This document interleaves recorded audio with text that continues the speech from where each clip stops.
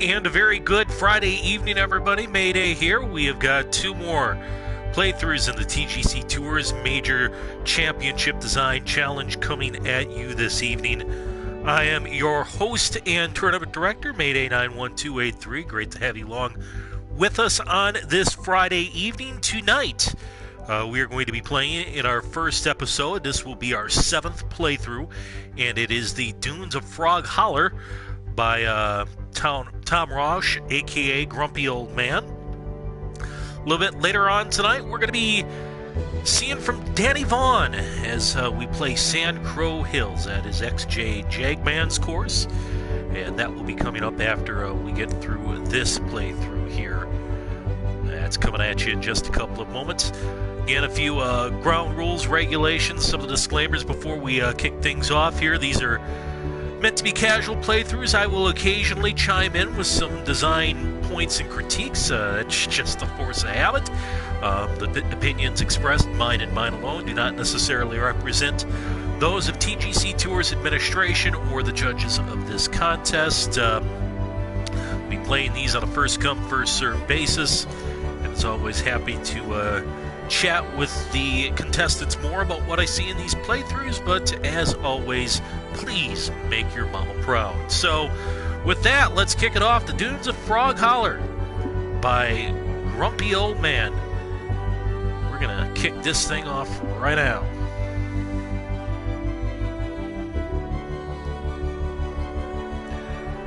As always, guys, we have the chat going on the right side of your screen. Doing that because these will be archived and put up on YouTube. That way, if a designer misses the stream, wants to go back, a little easier for them to follow in chat what you guys are saying. And feel free to chime in the chat anything you see, good, bad, ugly, and different. We certainly love to hear from you. The chat makes things a little more lively as we play through these. So go ahead and give a shout out, say you're there, and tell us what you're seeing.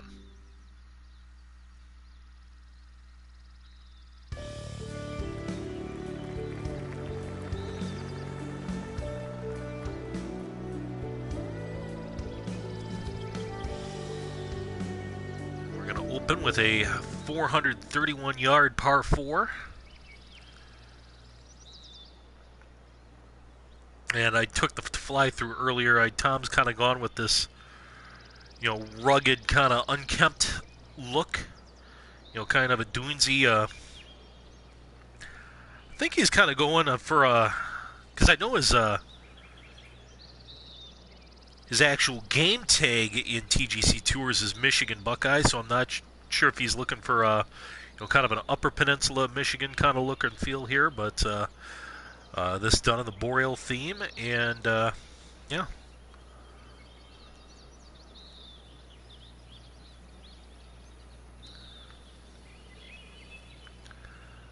In general, I'm always a fan of if you're going to give me a hazard, let me look at it here. I don't really see that fairway bunker off the tee. I don't think I'm going to get there with this wind, however, so that may be a little bit moot. First swing of the day, let's see how this goes.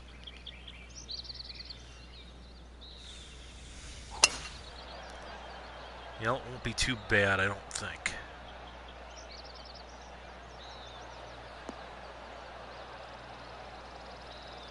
Okay, we just trickled off into that rough there. Almost made that bunker.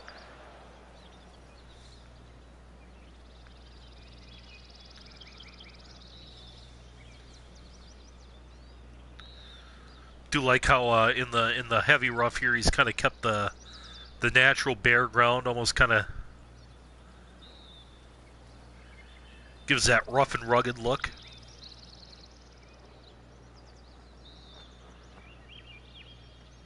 Very right on the edge pin here.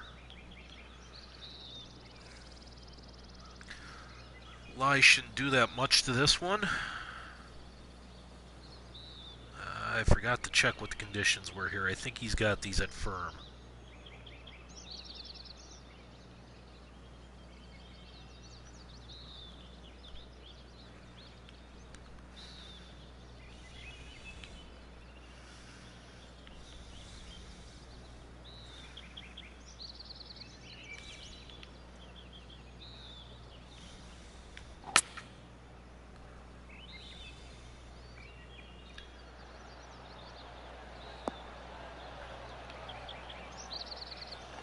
Alrighty, we're below the hole. Ooh, we're going to be well below the hole.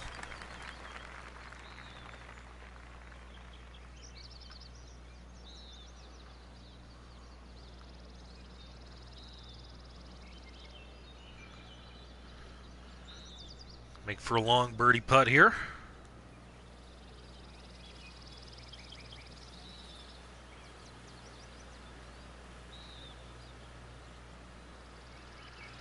Greens are at 168, so not quite on full tilt. Just a little faster than fast.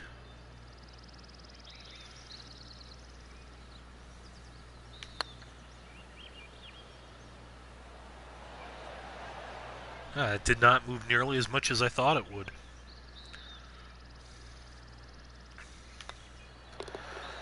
That's all right, safely in with a par at the first.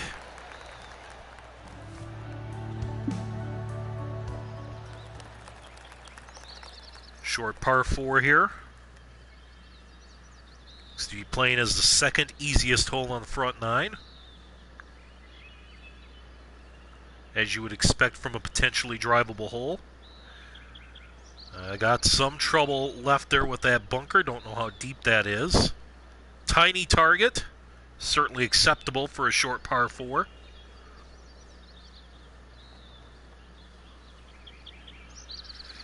I don't think I'm getting there in this wind, though. Don't think I'll make it.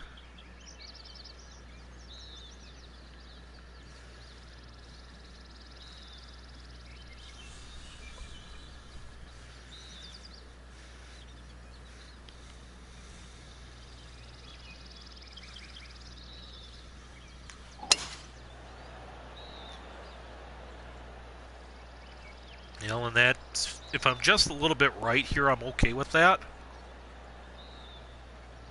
Should leave a pretty decent angle for the approach.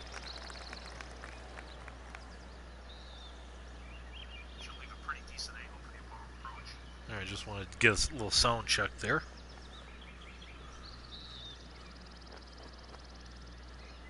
Yeah, this should be pretty much stock. Got a little wind helping me here. Helping me hold this.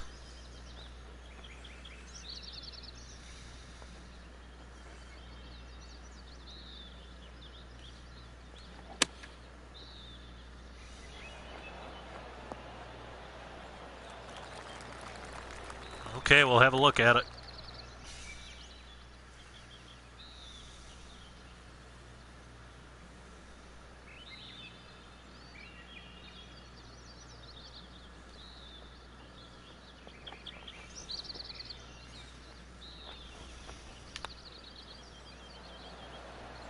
Oh!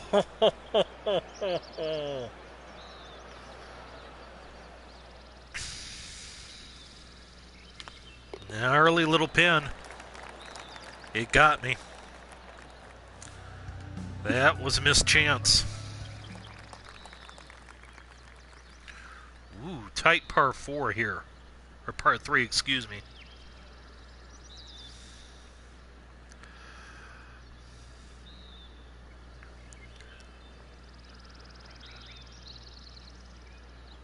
I would be real interested to see what the pin positions are and compare them to the wind setups.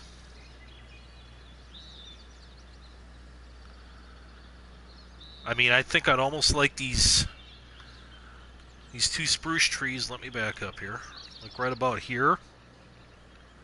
I've almost like to have seen them pushed a little further left just to open up this green a little bit. My big worry, and I really don't know if he can pin anything up here. I can't see you getting a legal pin up there. But my big worry, say you get a 15-mile-an-hour wind going left to right, and you're forced to either try to hold a draw into it or take it over or around this tree right here. So, like I said, this pin, this wind won't be an issue. I'd be interested to see what the rest of the setups look like. and if those trees impede the line of play at all.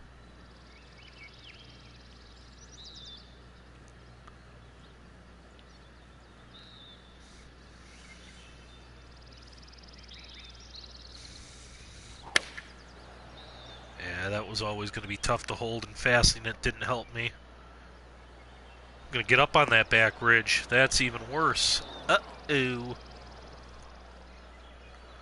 Well, we've made this hole a lot more difficult than it needs to be.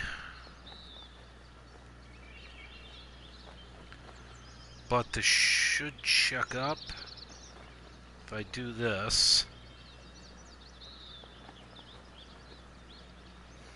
I feel good about this shot.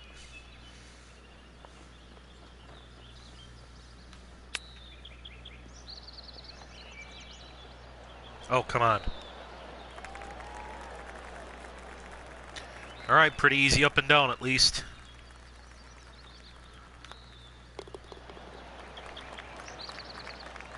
Even on the card through 3.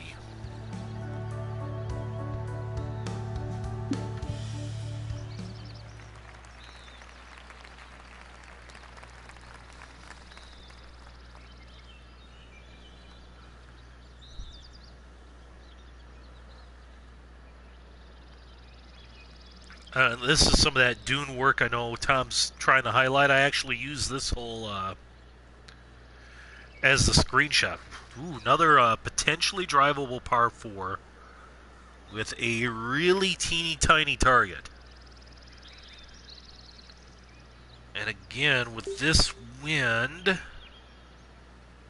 I don't know if we're getting there. This wind and the fact that it's 30 foot uphill. I do love how he's done the bunker here. You know, very dune-like, and it just kind of flows around the perimeter of the hole. Really got to think about your tee shot if you're playing it safe. And this is probably where you'd want to come in from. But we're not playing safe. No, we're definitely not playing safe.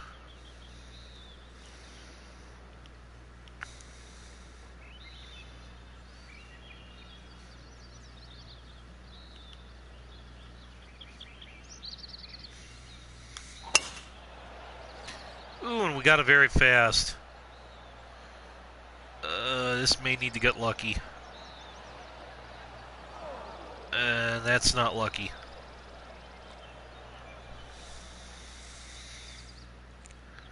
I think I can work myself around that that bush, but I've definitely this has definitely become playing for par instead of going for birdie.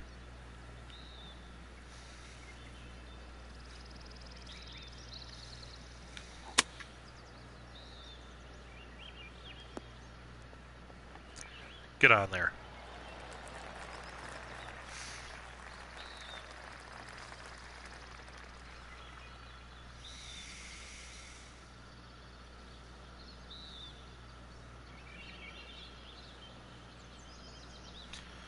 Hey Vlad, how's it going?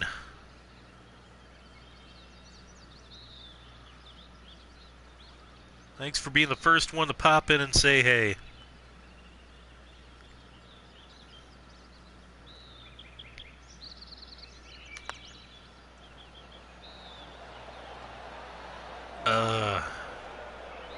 That one was a tough one to read because the break got more severe as you went.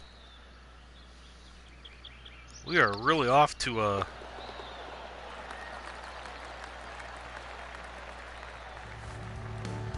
lackluster start here. Glad to hear that, Vlad. And I didn't really think it. I didn't really think you'd have any problems getting that one approved, and I'm glad to see it was. Another tiny target. That seemed to be. This seems to be kind of the trend here on this course. Some nice, some tiny targets to hit into.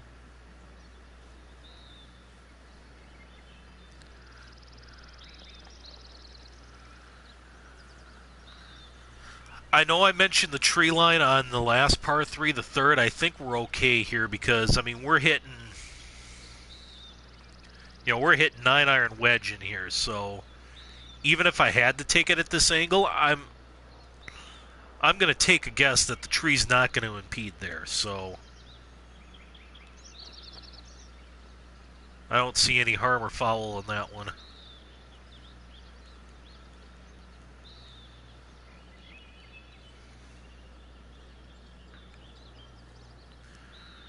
Alright, so this should be playing closer to about 128. So if I try to put a little extra sauce on a gap wedge here.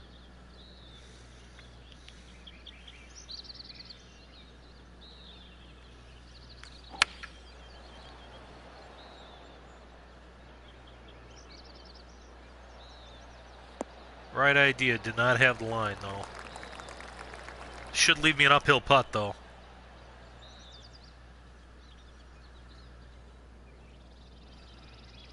Ooh, a little double breaker I see here. I think the right to left break is going to win out at the hole, however. So we're looking right edge putt here.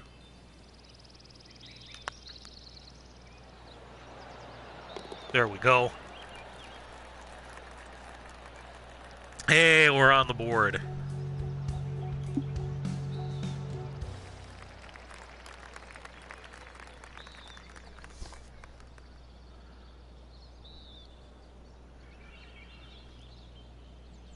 And we've already seen a mix of some real tight, kind of claustrophobic holes, and mixed in with some really wide, expansive holes, and this kind of an example of the latter.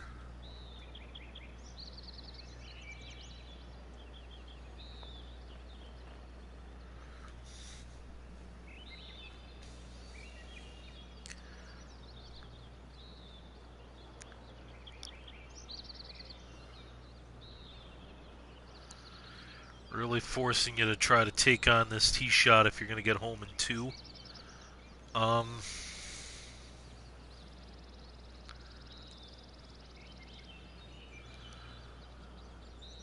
I'll be honest, I don't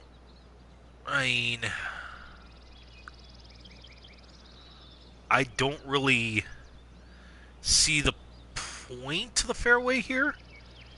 Because, I mean, if you're hitting it here, you're stymied anyway. And you've got such a teeny little strip. I would have almost just went ahead and just carried out the dune work right here. You know, you could maybe make an argument. You could have pushed this little trench bunker here back toward the dune, maybe a couple of yards. Just widen this landing zone a touch. I mean, for the tee, the sight line's nice, but I just... playability and strategic-wise, I don't really see the need for this little strip of fairway right here. I mean, you could have cut it off. I'll just move my cursor over. Could have cut it off right in here, brought the dunes in here, and then you could have, widened out the fairway here once you get past the little bottleneck.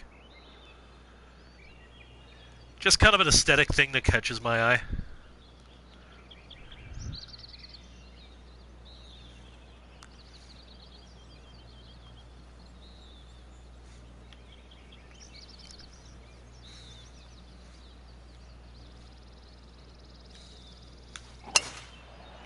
Like I said, I mean, and what I just pointed out could have probably been done without affecting the look of the hole. Am I going to get... Boy, did I barely get lucky there.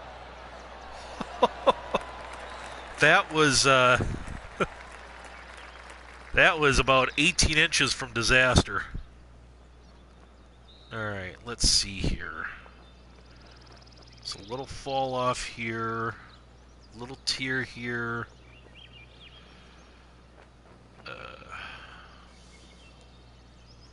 Yeah, I think just take the 2-wood. I'm going to be a little long. But I think I'd rather be a little long than short on this approach.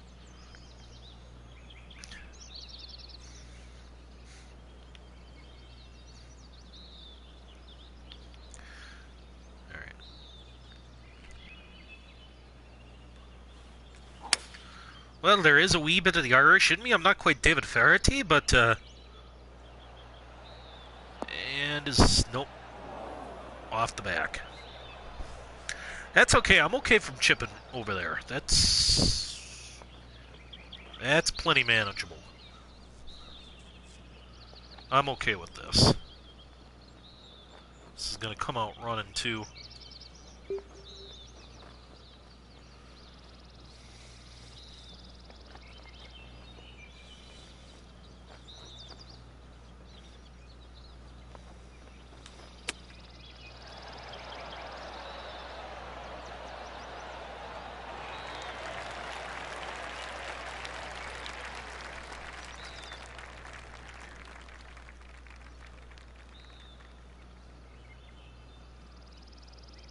Just power this one through the break. I think he's going to want to sneak this just back to the left at the end.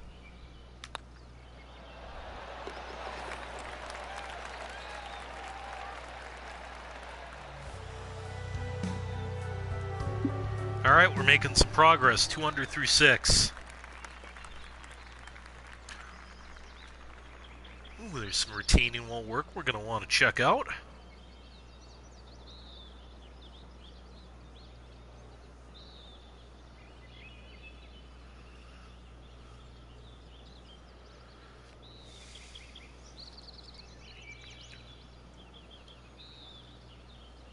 See how he's done this here. I think just single wall and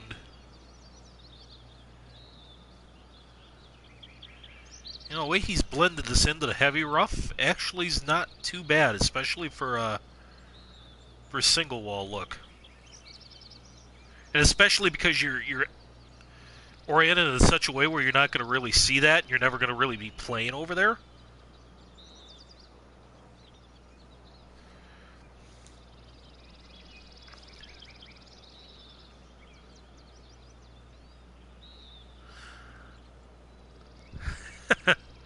Hey, Scob.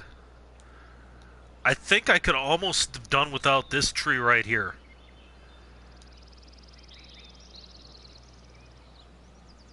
Not doing much for me strategically, and you just blocked out the view of this dune area right here.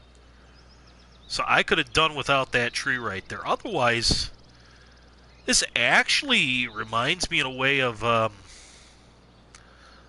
9th hole at Hoback, where you can play safe out to the left, or you can try the daring carry here.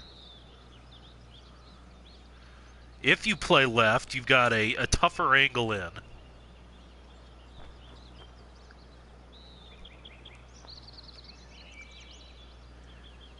Got an easier angle, you know. In fact, I wouldn't have minded seeing this green even more at a diagonal to kind of to further accentuate that strategy play. Give yourself a real narrow landing area, maybe 15 yards worth of green coming in from this angle, but have a much friendlier target if you're coming in from this side. As it is, the way that wind's blowing, and with the club I should have coming in, I feel okay going down the left side here.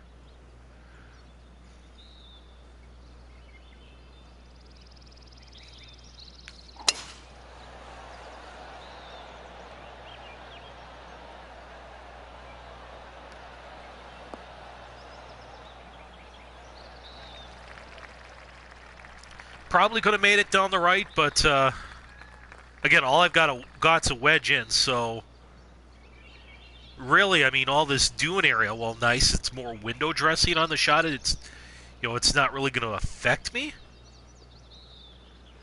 because I have such a short club in that I'd have no problem carrying that trouble anyway.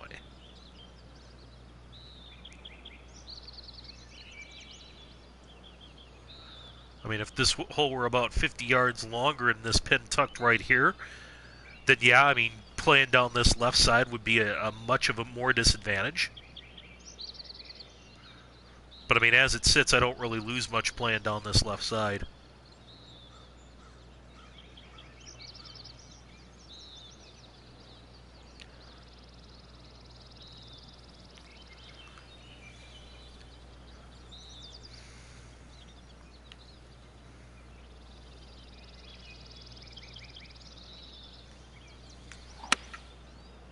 I am really a fan of this kind of rugged, duny bunker look. I really do like that.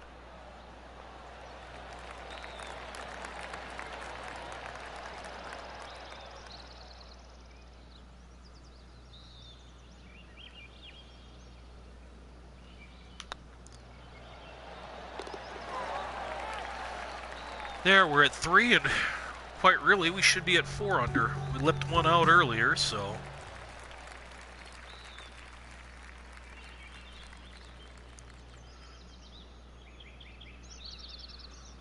Oh yeah, no doubt, Vlad. I mean, the quality has been quite good.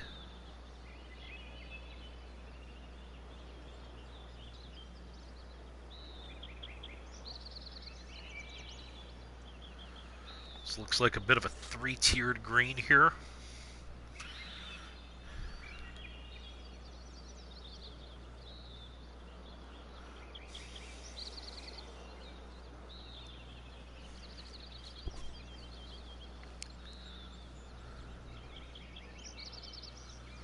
So I'm trying to figure out, it doesn't seem like there's any benefit whatsoever trying to carry down this line because you're just going to get stymied by this tree. So really effectively, he's made the landing area, I mean, really the playable corridor in this fairway,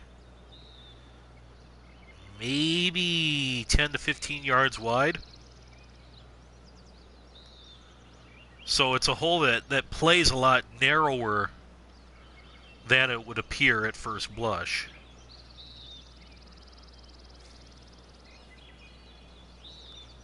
But that being said, once again, I mean, 437, so possibly if I play it in here, and that tree's short enough where I might be able to get over that with a wedge.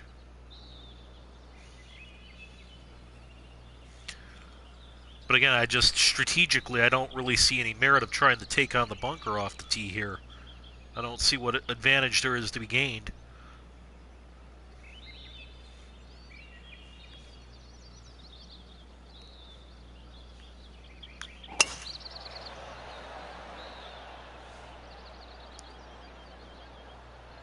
But yeah, getting back to your point, Vlad, I mean, just, you know, we've played some real nice courses already, and I'm only through about half of them. This is number 7, and now we have 13 in.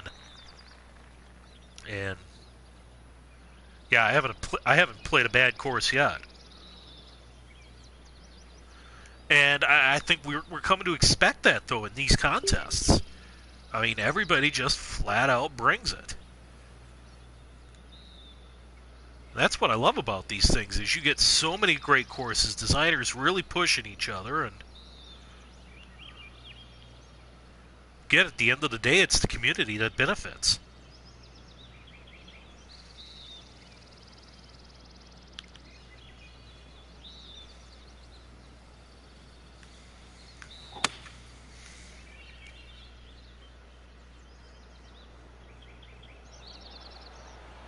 That should be pretty good right there. Stay up on that middle tier. Yep, we're all right.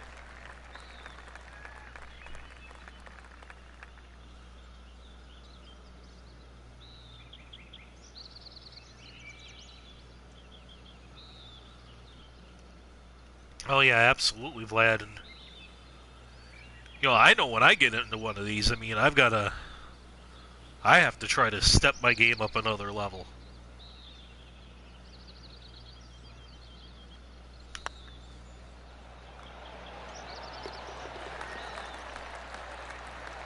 All right, after a bit of a slow start, we've made our way to 4 under through 8. Ooh, 4 in a row. I didn't even realize that. And a reachable par 5 to boot.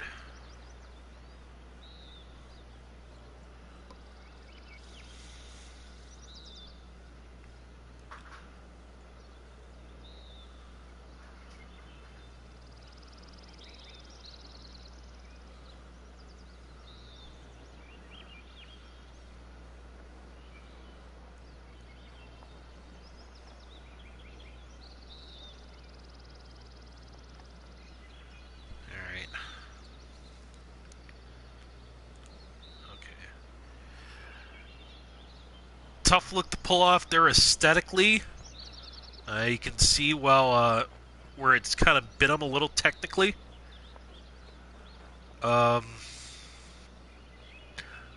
That's part of the reason I prefer the 3-wall technique, because then that transition gets covered up. But to me, it's just so hard to do a single retaining wall and make it look good.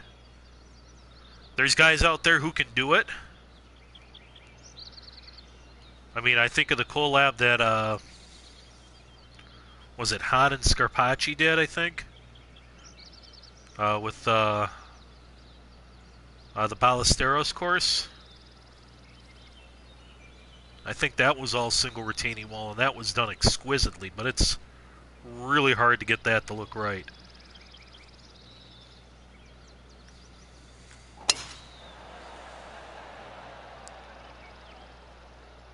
Yeah, I think fast might get you in trouble here, especially with this wind. I don't want to overcook this shot.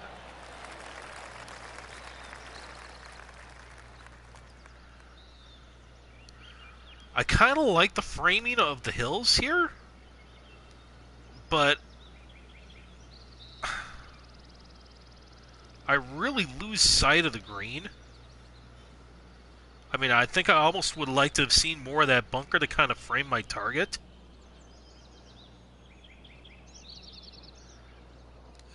It's playing right about the number.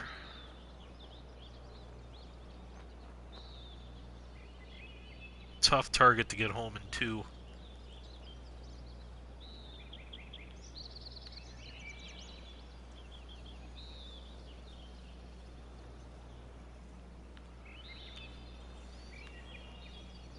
Yeah, and that's just really the limitation of the game engine Unity. I mean, it really struggles with sharp vertical surfaces. That's why, I mean, when people clamor for pot bunkers, that's why we haven't gotten pot bunkers in the game yet. Just because Unity handles them so poorly.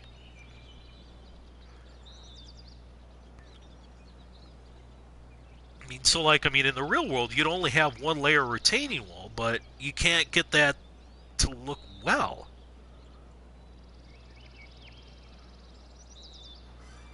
Yes, he was.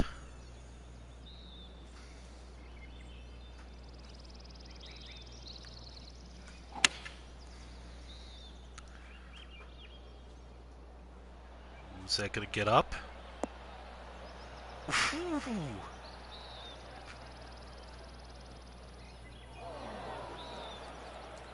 That's about as good as I could have done there. There's just nowhere to land that shot. That said, I almost took out the pin.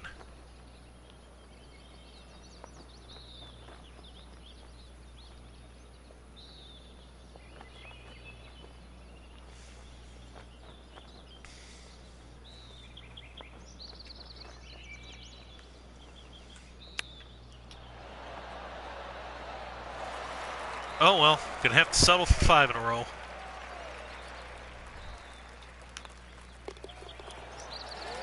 Now we're starting to get it in gear here a little bit. Well, kind of quiet on this Friday night so far. Thank you, Scob and Vlad, for hanging out and keeping me company tonight.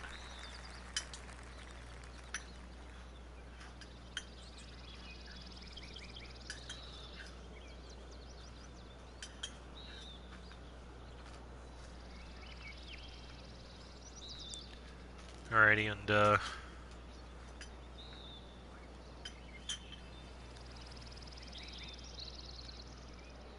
tight driving hole here for sure, especially in a crosswind.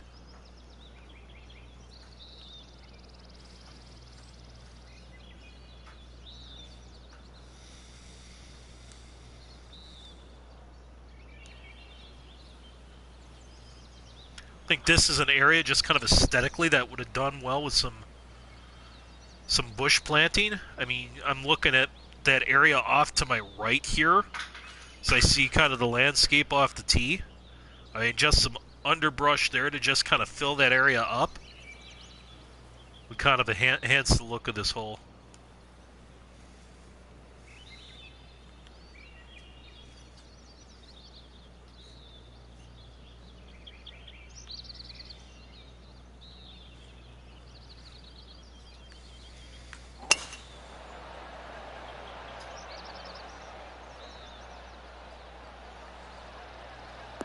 No. And that, too, I mean, Scott, you got to consider. I mean, HB was able to, you know, because it was an in-game course, I mean, they were able to do special stuff with that.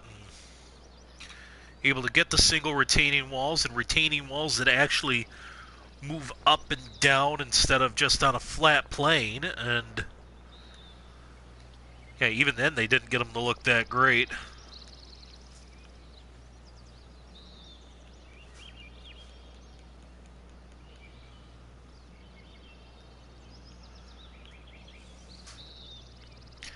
But that wouldn't be the first time that HB's been out-designed in its own game.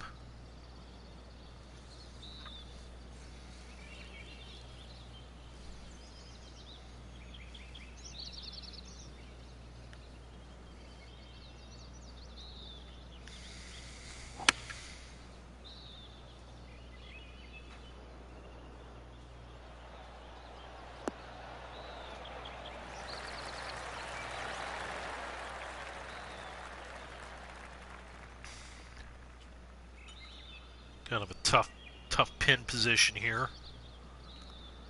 That's really where the pin's located that protects par in this hole, I think.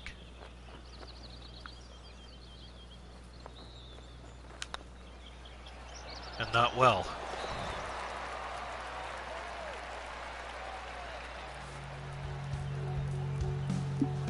Well, we're on a bit of a roll. That's 6 in a row. The par 5 coming up.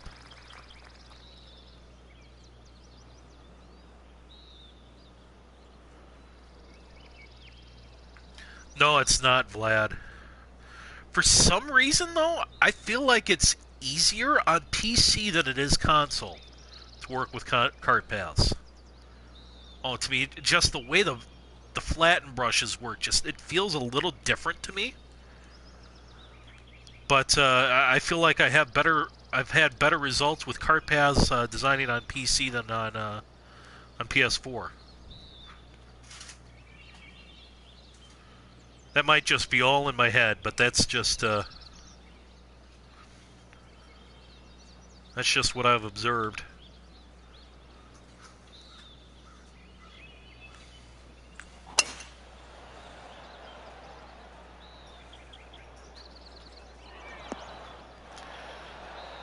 Well, we're just using the slopes to our advantage now, aren't we?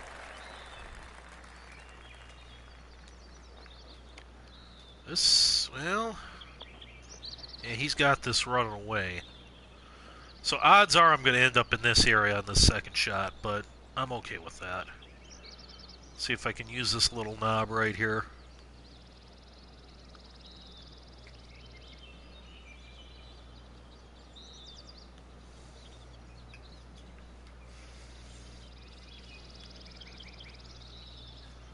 Well, I am great at rallycross, unless you put it on the cheater settings that you did the other night.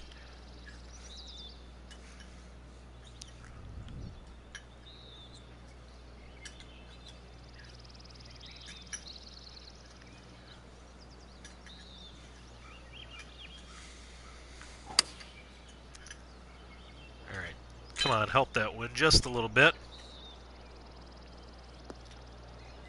Yes. This is going to be good. Oh, baby.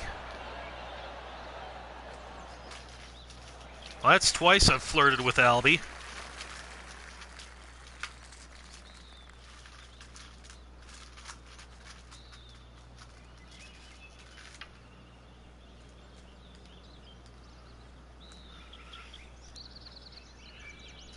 Well, you just hit the crux of the challenge for designers in this contest right here. I mean, trying to straddle that line between, you know, challenging and unplayable. I think, if anything so far, I think the courses that I've played through for the most part, I didn't say that, Scob. Well, yeah, I kind of did, actually. But I think, for the most part, if anything, the courses I've played may have actually hinged their bet a little toward the side of playability.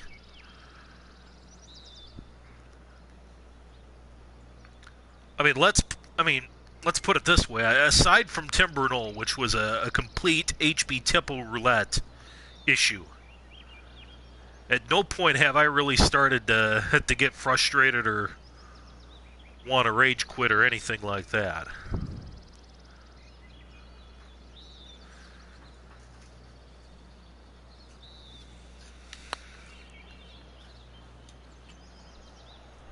I didn't get there.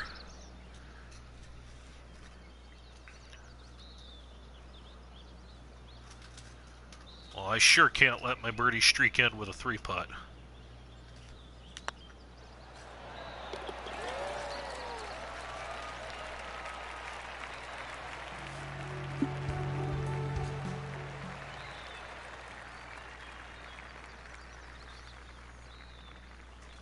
All right, long par 3, essentially an island green.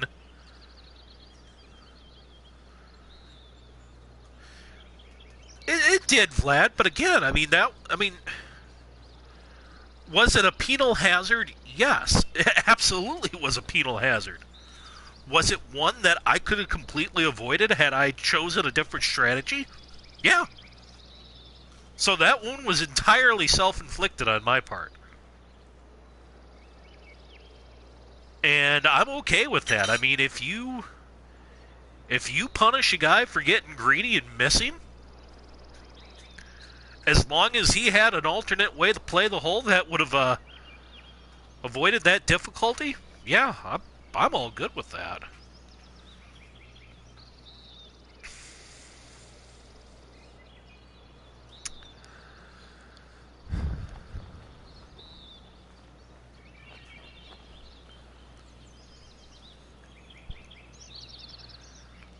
I'm trying to wrap my head around a circle green on this hole, if I'm being perfectly honest.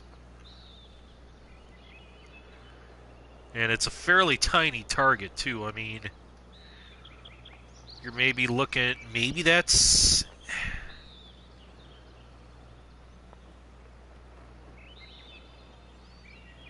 It's maybe 24 yards-ish in diameter. So that's a tiny target for a hole of this size.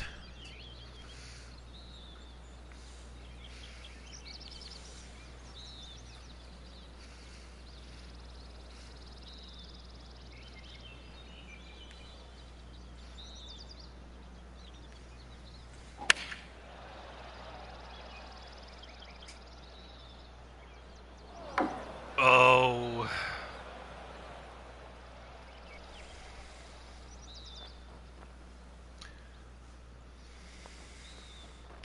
Well, the birdie streak's going to come to an end.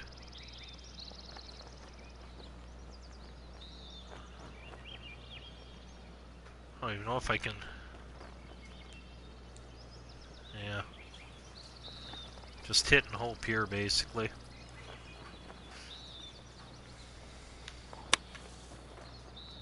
Whoa.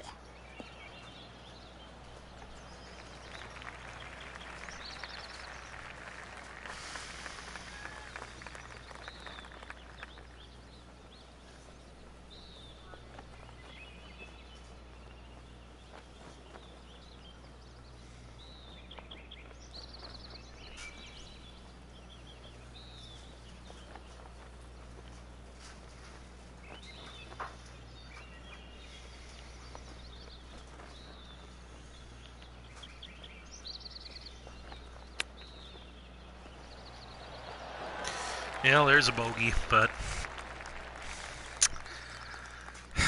I don't know. I'm not a fan of this hole. Hey, Tom. That's impeccable timing. Enjoyed the course so far. I actually had a run of 7 birdies, but I really like the dune work so far. I don't know. I think that 12th hole, I got to sit and marinate on that one.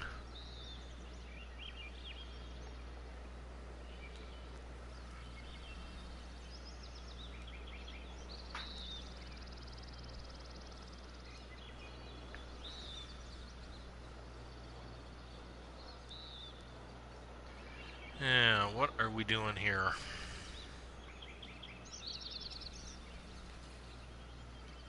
Alright, so one way or another we gotta thread a needle here. I think if we thread the needle here, kind of hit and run to here, and we should have a decent angle. And especially with the wind coming off the left, I think that's the better play here.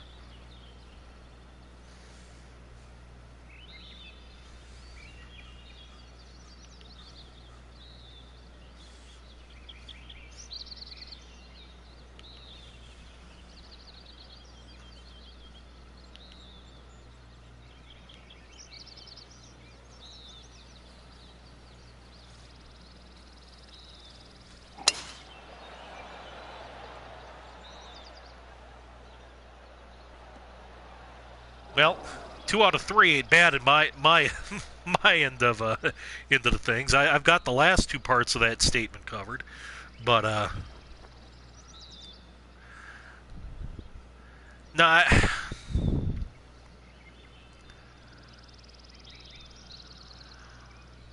Hey guys, not sure if that's Dwayne or Jeff checking in, but it's got to be Dwayne if he's saying good morning, of course. I think going back to 12 though. I think I would have liked that hole a little better if it were maybe 15 to 20 yards shorter, and I wasn't coming in with a 4 or 5 iron. That felt more like a target for maybe a 6 or 7 iron.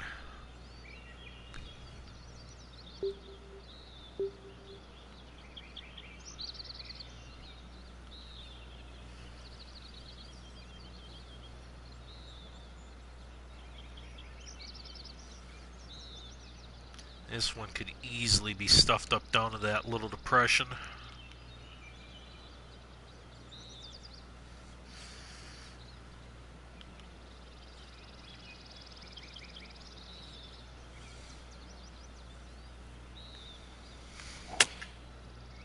Ooh, we slowed it.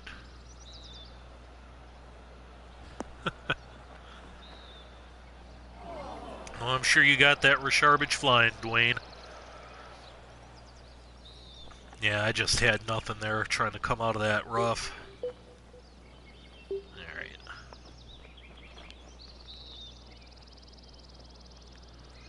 Let's see what we can do with Party McPartial here.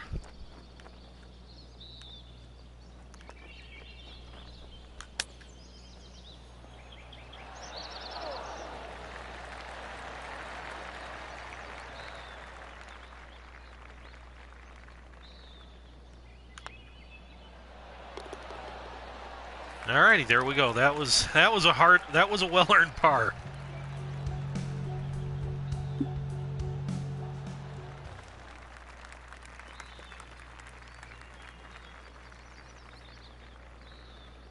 So actually, I mean, it's kind of felt like we went through a stretch there from about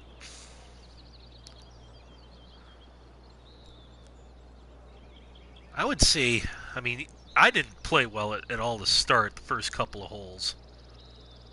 Yeah, I let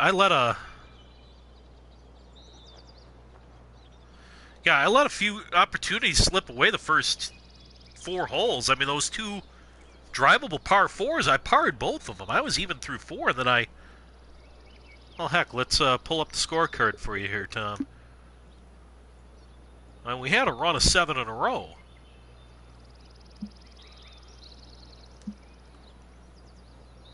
But it almost feels like, I mean, as soon as we get to 12, I mean, we've taken the difficulty knob and cranked it up to about 11.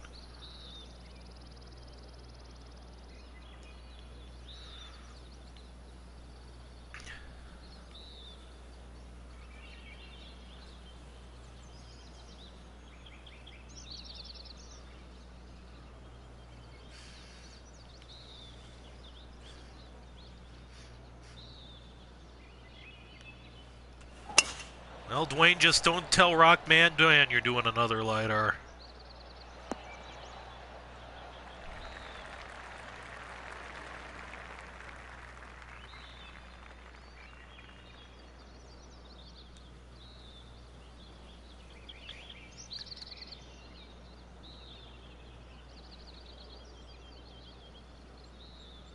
Oh, I like the shape of that bunker.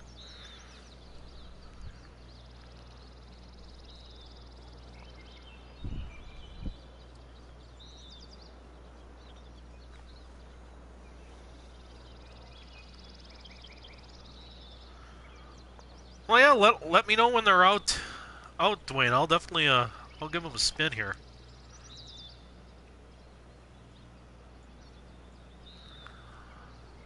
I'm just trying to think here, Tom. If there would have been a way we could have tucked this green right in between these two bunkers. I mean, I'm almost envisioning, what if we had a pin like right in there? That. I mean, I don't think where we have the green set is bad by any stretch of the imagination, but like I said, I just look at the way the bunker, especially that front bunker, and I think it frames the landing area nicely. Just trying to think how we could have maybe taken even more advantage of that.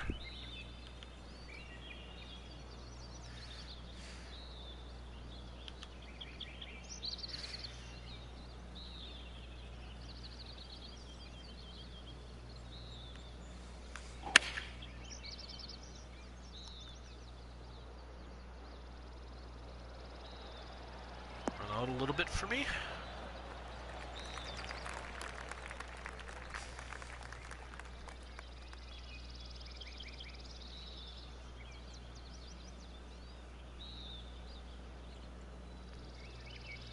All right, let's see if we can start anew a birdie streak.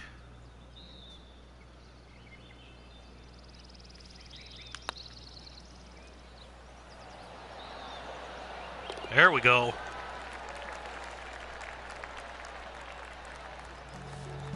That does feel like picking up about a quarter stroke on the field.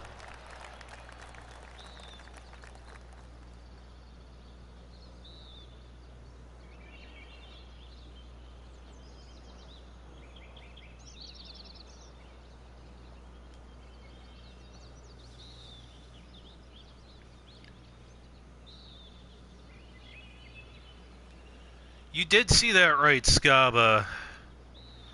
Scarpacci is back, and he back with a LiDAR. In fact, correct me if I'm wrong,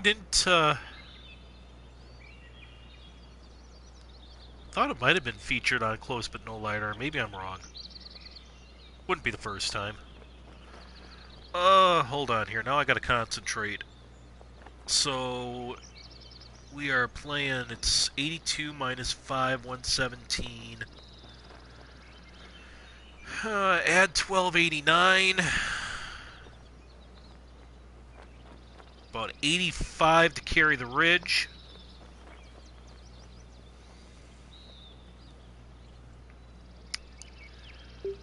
Alright.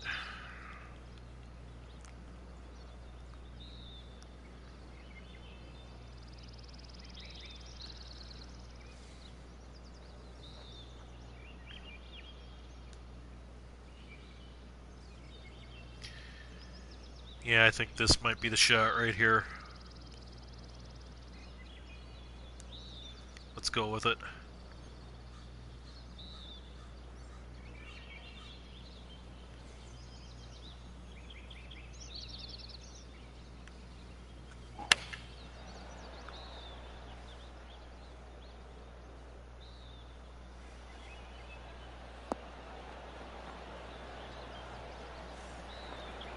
That's where the miss had to be. Slightly long, slightly right. Because short and left are dead. Or at least in terms of trying to make a birdie.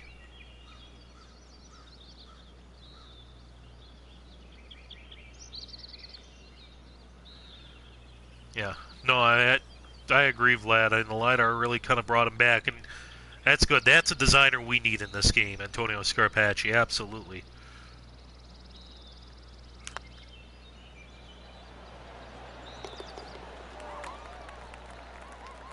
But, I mean, I've dabbled in the LiDAR a bit.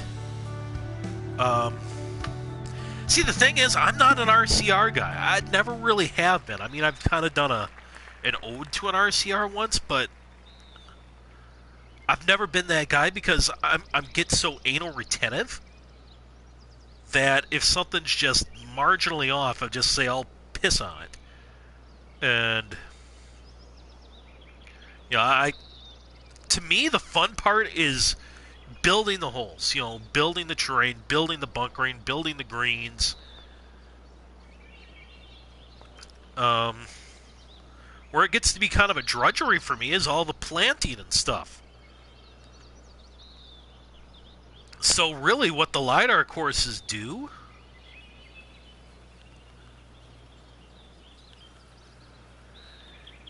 I'm not sure if we're going to see Griff back anytime soon from what I understand, but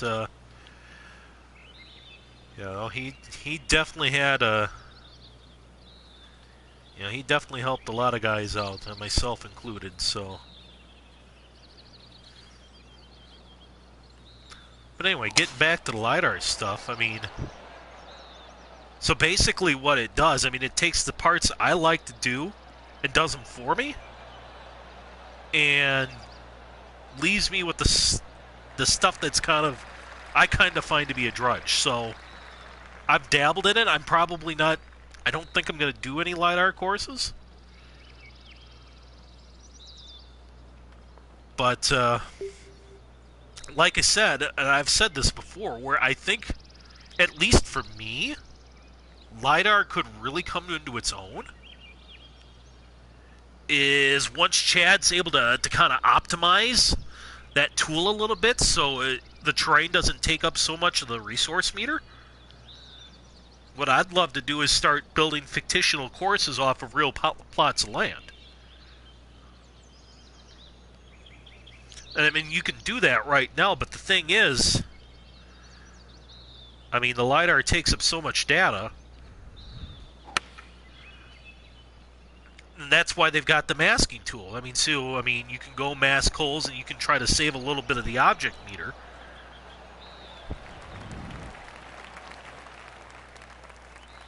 But I mean, if you're trying to build a course from scratch off a plot of bare land that doesn't have any golf course on it already, I mean, you want all that land. You want your options, because you got to figure out the routing where everything's going to go. So you end up masking a lot less than you would for an RCR. So hence that you're going to have a lot more or a lot less object meter to play with. So I think if you can get that optimized and dialed in, I mean, that's where I would really start playing in the sandbox and really enjoying it.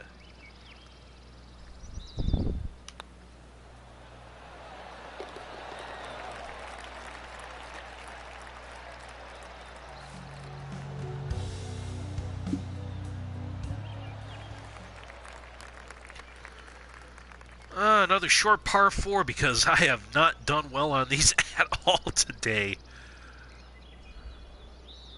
I have strategically played myself out of 2 strokes on these holes. Gosh, this feels like another one that could be potentially driven.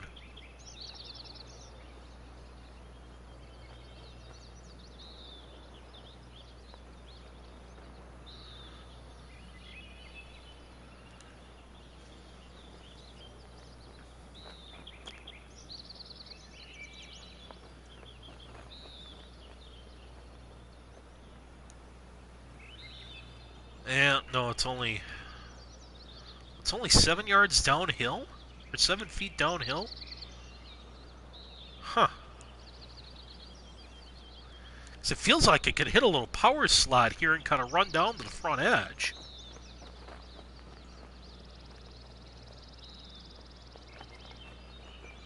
I might have thought about, rounding off this corner just a little bit. Especially, I've pointed out on another course too, it might have been Vlad's for that matter. Just because you already have this ridge, you're kind of protecting that corner already.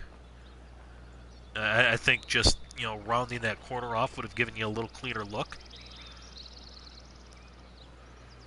Let's see, I'm going to try to use this power slot, see what it gets me.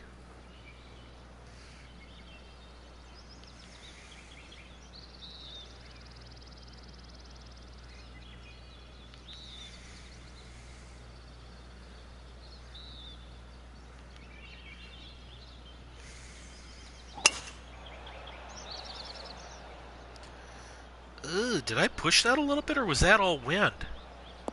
I had to have pushed that a little bit. No way it should have went that far right.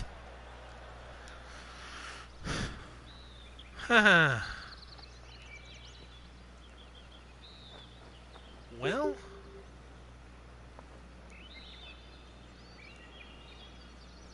Oh, guys, is this 90% air? We're about to find out here. Or should I almost think I should pitch this. Yeah, I should pitch this.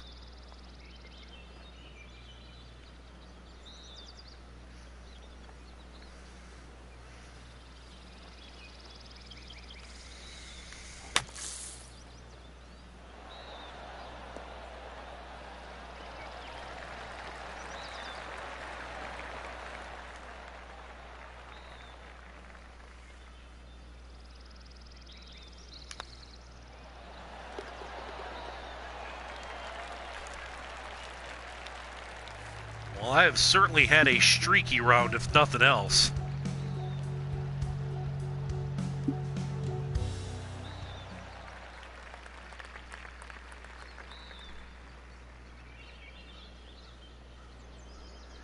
I think that little stretch in there, 12, 13, 14, definitely had some teeth. And this would be the 6th out of 7 courses that we've played so far that is closed with a par 5. No, I think that stretch had some teeth in it. I mean, otherwise, I've found some really gettable holes.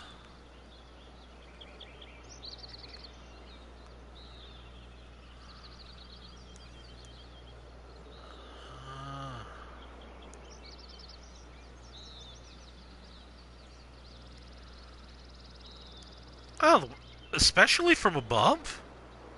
This kind of has a Pine Valley kind of vibe to it, which I kind of like. I do like the width of this fairway. Now my question is, where do I put it within this fairway to give myself the best angle? Almost seems like I want to cheat this down the left-hand side. That opens up my best angle. If I really wanted to get adventurous, I could almost take it down this side, but I might get stymied out by this pine tree here if I did that. I do almost wonder if I'm going to overdrive the fairway, though, too.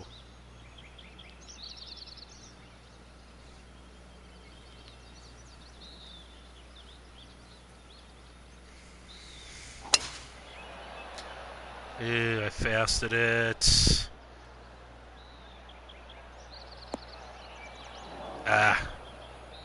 Unforced error on my part.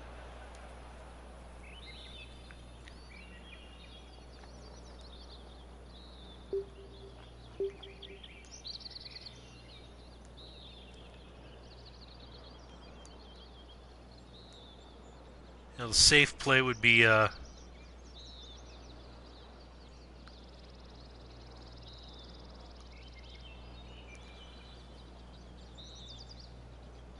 no, it's just a well-placed tree, I think. I don't think that's a cheat move at all, though, Vlad. I think if you present me the option to take the other fairway, because really at the end of the game as a player, all I'm thinking about, how am I best going to be able to get that ball into the hole in the fewest amount of strokes possible? If there's an alternate path that opens up an angle and it's not guarded, I'm going to go after it. Ooh, there's actually water in there. That was a little riskier than I thought. Whoops. Got away with it, though.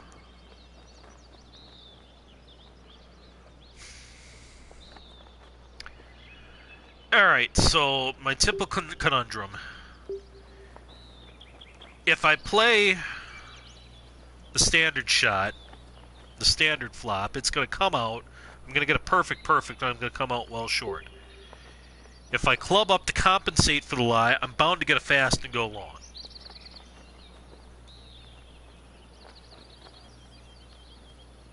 I'm going to try it anyway.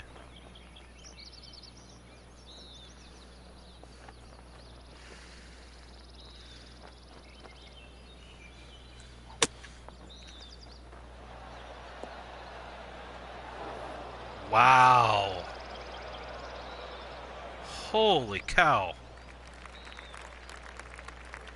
No check. I mean, I know I'm coming out of the rough, but wow. Yeah, I should have seen that was running away from me. That was a tactical error on my part.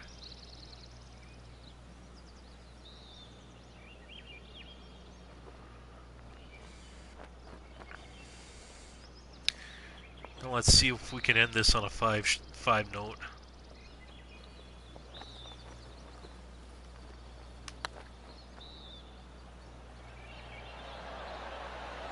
Oh, nope.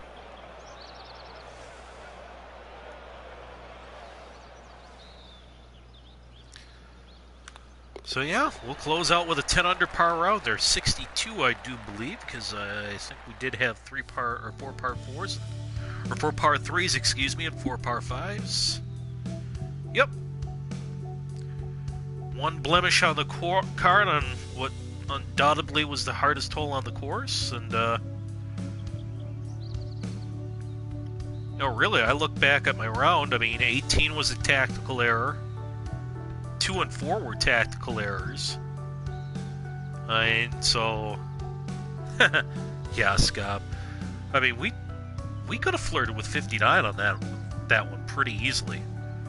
Really like the dunes, kind of the rough and unkempt look.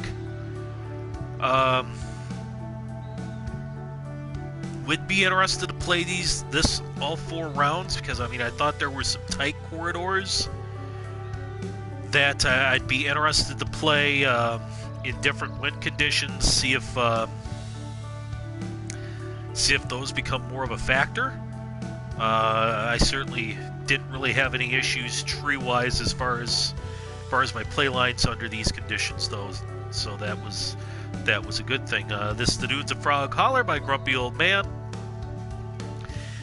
Very nice course, and we will see how it does in the contest. So, I'll go ahead and give that to everybody's getting a 5-star and favorite out of me. So, alrighty, we got to get this turned around rather quickly, because I promised 8:45 Eastern for our next playthrough, which is going to be I'm blanking out. Sand Crow Hills by XJ Jagman. That's what's coming up here next. So I am going to take a very brief break, reset the stream, and we'll be set with playthrough number 2 coming back at 5 minutes. Until then, this is Mayday signing off.